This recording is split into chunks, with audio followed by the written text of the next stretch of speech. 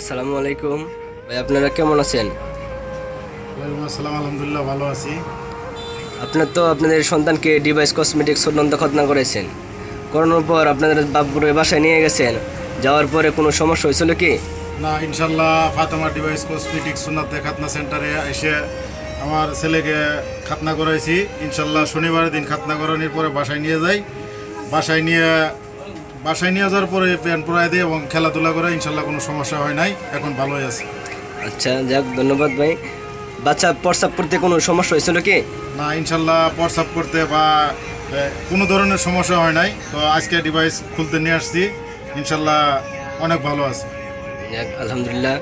আমি বাবুর আম্মা ওনার কাছে জানতে চাইব, এখন আপনারা যে বাবুরে খতনা করাইছেন, আপনার কাছে কেমন মনে হয়েছে, কেমন লাগছে আপনার কাছে এই সিস্টেমটা, এই পদ্ধতিতে যারা মনে করেন এই খতনা করাতে চাই ডিভাইস কসমেটিকের মাধ্যমে, আপনারা কি বলতে চান ওদের সম্বন্ধে?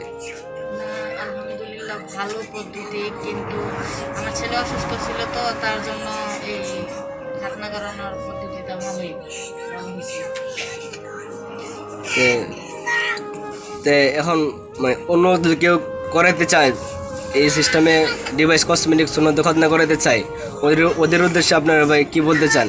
আর ইনশাল্লাহ আমি আমার সন্তানরে খাতনা করাইছি, আমার খুব ভালো লাগছে এবং ভালো একটা পদ্ধতি।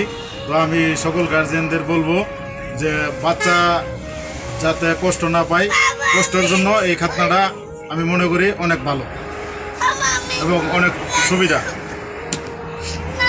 যাক, ধন্যবাদ আপনার সঠিক পরামর্শ দেওয়ার জন্য। আর আপনারা যারা আছেন বা আপনাদের সন্তান আছে সুন্নত খতনা করাতে চান, আপনারা ডিভাইস কসমেটিকের মাধ্যমে সুন্নত খতনা করাতে পারবেন। আর এই খতনা করাইলে কোনো সেলাই লাগে না, কোনো ব্যান্ডেজ লাগে না, কোনো ব্যথা হয় না, নিখুঁত এবং শতভাগ নিরাপদ পদ্ধতি। আপনারা চাইলে আপনাদের সন্তানকে ডিভাইস কসমেটিক সুন্নত খতনা করাতে পারবেন। ভালো থাকবেন। আসসালামু আলাইকুম।